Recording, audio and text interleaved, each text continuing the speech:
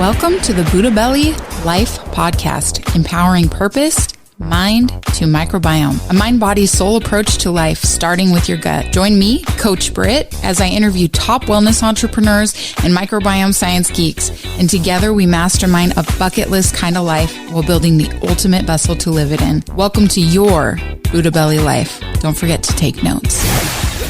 Hey guys, welcome back to Buddha Belly Life. I'm Coach Britt, and we are in session 4 of this month's focus called Overgrown, all about bacterial overgrowth in the gut and the body and the prevalence of it. We're joined today with, again, for our final session by Tracey Merritt, the regional account manager and functional medicine consultant with Microbiome Labs. Welcome back, Tracey. I'm so excited to wrap up this whole thing so that next month we can launch it. I'm stoked. This is great information. Thanks so much for having me and for everyone hanging in there on this journey of all things SIBO. Yes, absolutely. If you guys have missed any episodes prior to this, grab a pen and paper and go back. If you listen to one or two, you'll want to put all of this together. We do them pretty short and sweet. None of our podcasts are usually over 20 to 25 minutes max. So we make it really digestible for you so that you can listen to it on a Monday and empower your week. So yeah. Tracey, if you to recap really quick, she's here discussing her journey with SIBO, small intestinal bacterial overgrowth. And we're talking about how, the overgrowth of gut bacteria in the small intestines and the absolute havoc that it wreaks on the body and the prevalence of it in people that most people don't even know because the science is just emerging on this stuff. So Tracey, so you discussed a bit about probiotics, and we talked about antibiotics and all of the things, the treatments and things. So how did your journey lead you to where you are now? Because like you said before, it was a long haul for you to get better. And now were you with, I know the answer to this, but I'm going to ask you for everybody else. Now we know you work with Microbiome Labs, which is like a top probiotic and gut supplement company. Were you with them when you went through this? Like, which came first, the chicken or the egg? Were you sick and struggling and then came into this position, or vice versa? Yeah. It's always interesting, right? How life evolves as these things that happen to us. And so was a personal trainer a couple years before my kids were born, and then got out of it, raised my kids full time for a while. And then, was not working with Microbiome Labs, did not know anything about the microbiome, had never even heard the term, started doing my own research when I was sick. So sought the help of a naturopath, but it got to a point where they hit a limit with me.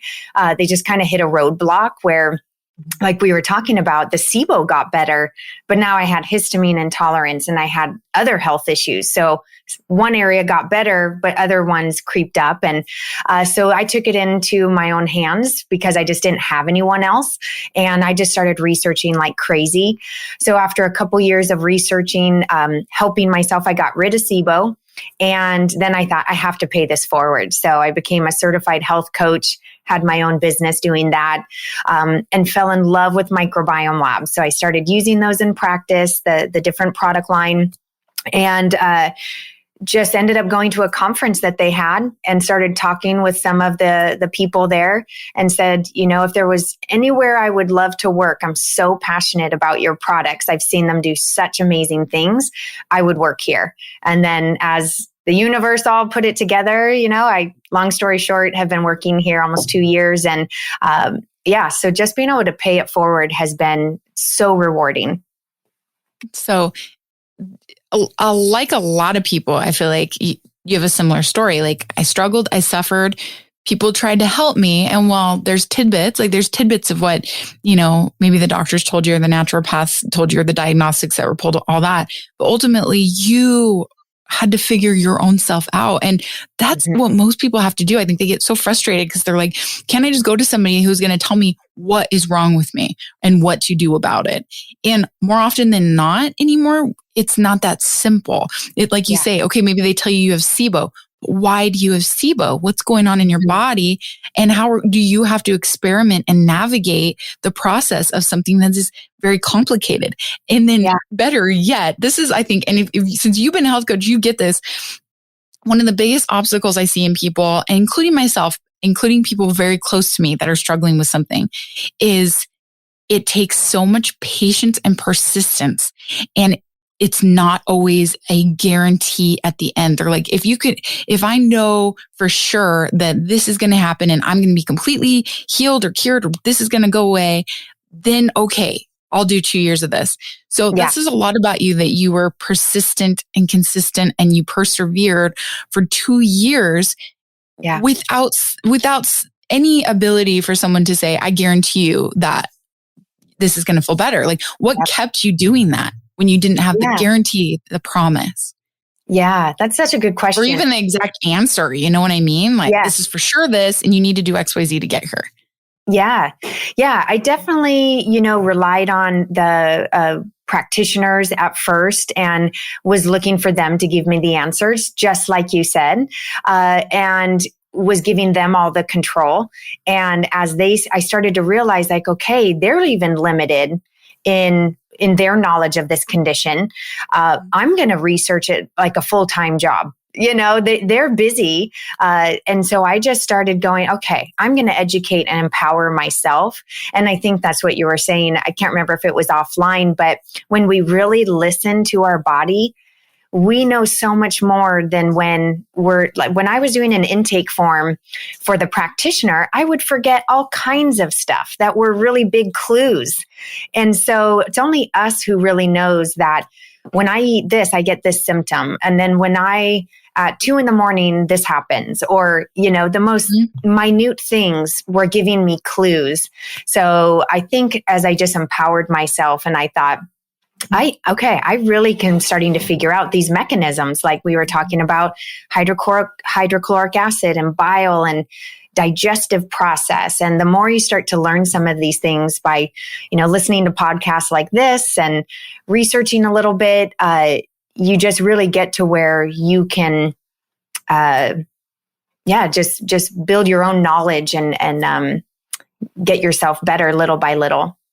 I feel like it's almost like rock climbing. Again, it cracks me up when I actually do this many interviews in a row. And I always say I explain everything in analogies so that people can understand it. But I realize how many analogies I throw out there when I have to talk this much. So it's kind of like rock climbing though, right? If we were to just stand at the bottom of a massive rock, I'm terrified of heights, mind you.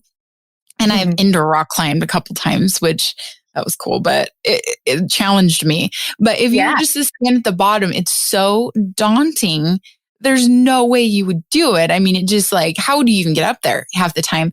But when you get going, they teach you like it's one little handhold at a time, one little foothold at a time. It's strategy. It's just one piece at a time. And as you grab one piece, then you start looking for the next piece and you grab the next piece. And I think that in the process, and I mean, correct me if it was different for you, but at least in things in my own life, motivation isn't always what's there. Just focus. Like, hey, I'm just going to focus on each grip at a time. And the fact that the grips keep showing up, the fact that, hey, I've got one more place to put my foot. I'm not going to quit yet. I can put my foot right here. I got this tidbit of information that tells me maybe that's similar to what I'm going through. Maybe that's a gold nugget for my situation right now. I'm going to look into that. That's one hand, that's one hand grip. That's one foot grip. So instead of going, I need to know the exact path up that rock, I need it marked. I mean, who goes and climbs a rock and has it like marked off and they're like, grab here, grab here, grab here, grab here. And then, go up. Like that's not realistic. You have to take it one piece at a time. And if you just focus on that, you get to the top of the mountain. But if you focus on the whole mountain and needing to know the whole journey, you'd never do it. And nobody can just tell it to you either, because your foothold may look different than theirs. 100%. Right. And you're spot on like the one step after another, because celebrate the little things. That is what will also keep you going. The focus, and it's going to be the most little things. Like for me, taking a 2 and a 4-year-old to the grocery store and not running to the bathroom 3 times in a grocery store trip. And so what those little things like, oh, wow, I've been able to have 2 almonds, which I would have reacted to. Wow. Okay. That's another little step. And so what I did is at first I had a little journal and I would write just what was going on and trying to kind of like a food journal.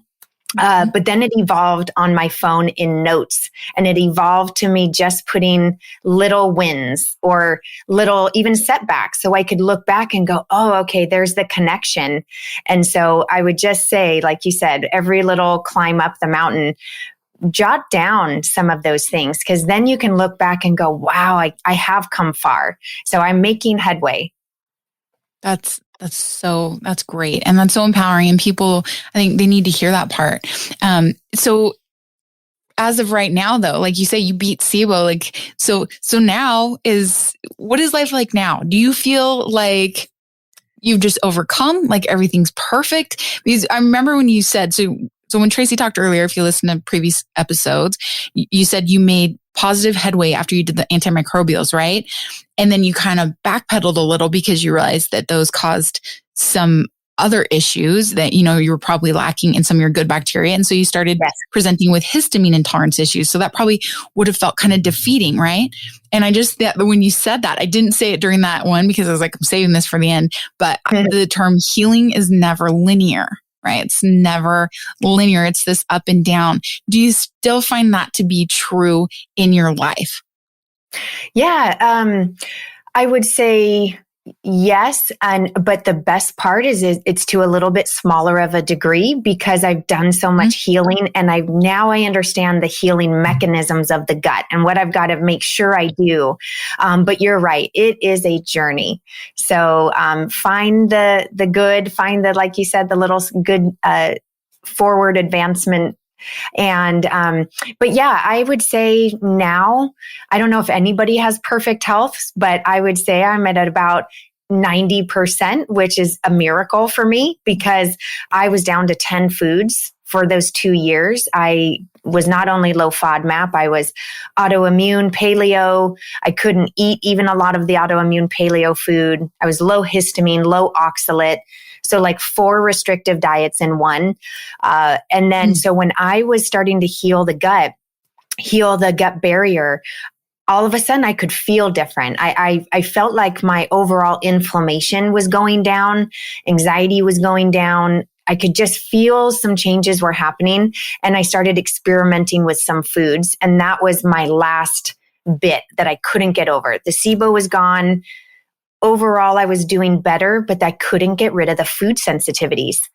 And part was my brain, though. I had developed such fear of food that I was going into fight or flight just thinking about it. Yes, you're going into a sympathetic dominant state just coming by the food.